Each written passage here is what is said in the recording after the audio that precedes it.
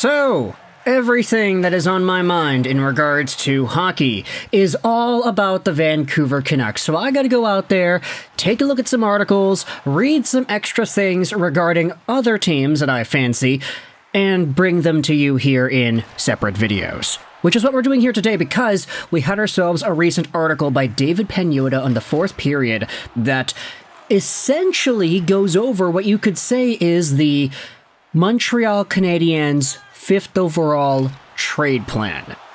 And I know, that sounds ludicrous when you think about it. Wait a minute, the Montreal Canadiens are trading away the 5th overall pick? What's gonna happen here? Well, hold your horses, because while it is true that the Habs hold on to that number 5 selection in this year's draft, this recent article by David Pagnotta, Centerville, a topic for Les Canadiens, goes out there and talks about what Pagnotta is hearing in regards to this pick.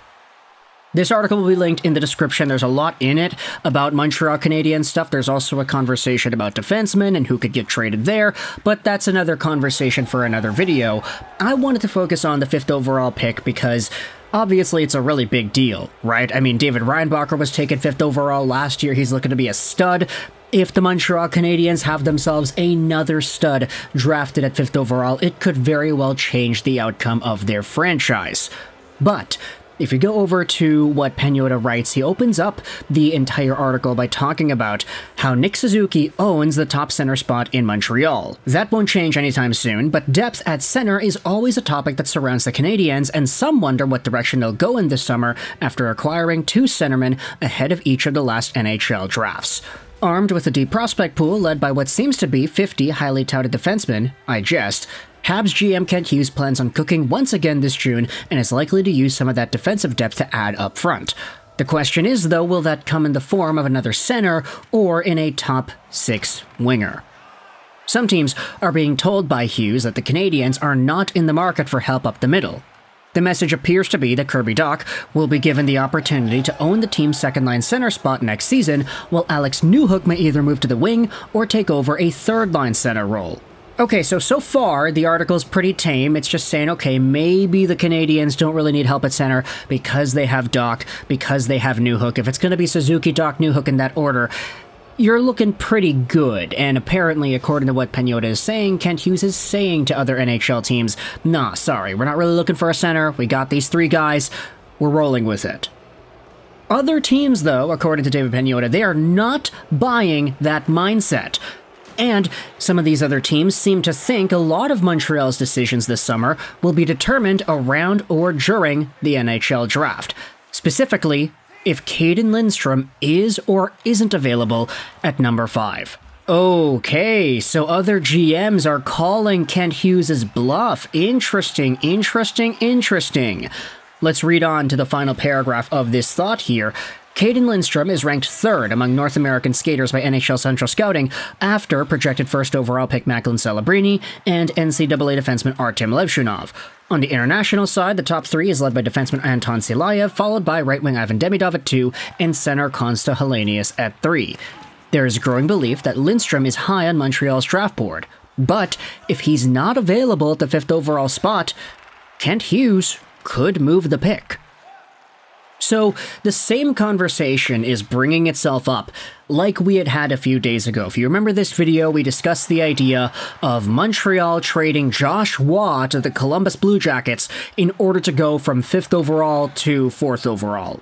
That was a crazy idea that was tossed out there by the folks on BPM Sports Talk Radio. In particular, it was George Larocque who went out there and said it.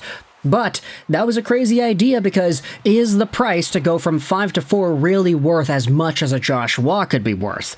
We debated about this in the comment section of that video, but a similar kind of idea is being brought up here, where Montreal has this set idea where they have a guy that they like that could be a top 5 pick. He could go a little bit later, he could go a little earlier. Caden Lindstrom is the guy that everybody in Montreal is buzzing about, and it's not really too surprising.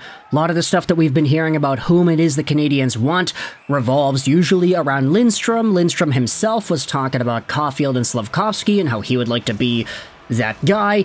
He's a center, so he could be the number 1 guy above Nick Suzuki. Like, I'm sorry, but I do think that Lindstrom has a higher ceiling, production-wise, stylistically, as well as impactfulness-wise, than Nick Suzuki could have.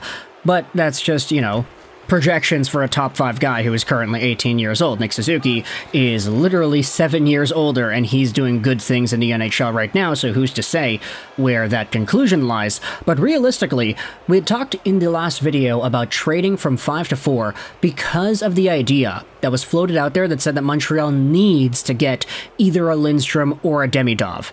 And in order to guarantee that, going from 5 to 4 would be the move.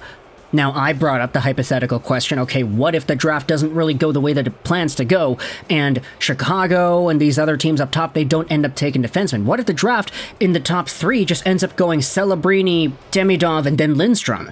If you go from 5 to 4, are you guaranteeing that you're getting yourselves one of these 2 forwards that the BPM guys were saying the Canadiens need to get? If you can't guarantee it, then okay, maybe sit back, maybe don't make the trade, maybe just hold off for a little bit. But what Pagnotta is saying here is that if Montreal does not have that opportunity to draft Lindstrom, if he is not available at 5, then all of a sudden the idea of Montreal trading that pick becomes a bit more likely, and other NHL teams are starting to think that as well. That Montreal is so high up on Caden Lindstrom in particular that if they end up not getting the opportunity to draft him, they might just say, screw it, all right, we'll trade the pick, we'll send it over to some other team that needs it, and we'll get a young prospect who is a little bit more further developed and closer to being an NHL guy at the sacrifice of maybe taking a super high potential 5th overall guy that's not going to impact our team in the ways that we want him to. So if Kent Hughes and co are really dead set on Lindstrom, then okay, honestly, I kind of get it. Like, there are very few players in the NHL draft this year that are as impactful and as unique as Caden Lindstrom is. Like, sure, you could get similar point production out of a guy like Berkly Catton, for example, but if Montreal really just values the size, they like the tenacity, they like the goal scoring, they like the aggression, they like the swagger that he plays with, okay, I can understand that. There's not those same kinds of qualities in other players who happen to produce points, because at the end of the day, hockey is as much about the stylistic fit than it is the raw hard goals and assist number. So for Caden Lindstrom, if they really wanted that big dude to play with Slafkovsky and Doc, have that triple towers threat line, then okay, I can understand the philosophy in only really targeting Caden Lindstrom. We know they're not going to take a defenseman at that spot either. Like, sure, there are big guys on D, but the Canadiens really do not need any more D. So let me know your thoughts in the comments section below. If Caden Lindstrom is taken by one of the top 4 teams, he's taken by San Jose, which is not going to happen. He's taken by Chicago, which is maybe not going to happen. He's taken by Columbus, or he is taken by Anaheim. If Montreal does not have the opportunity to draft Caden Lindstrom in the 5th overall spot, would you much rather just see that pick get traded? Would you see it get sent over to Utah or something? Grab Clayton Keller from that program, or you want to see somebody else from around the NHL pose up as a future Hab?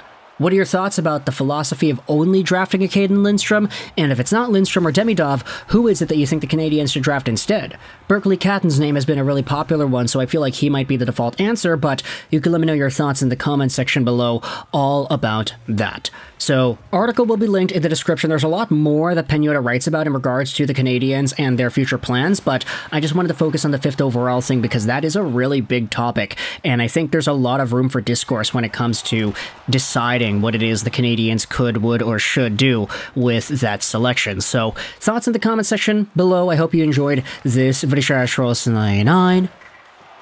And bye.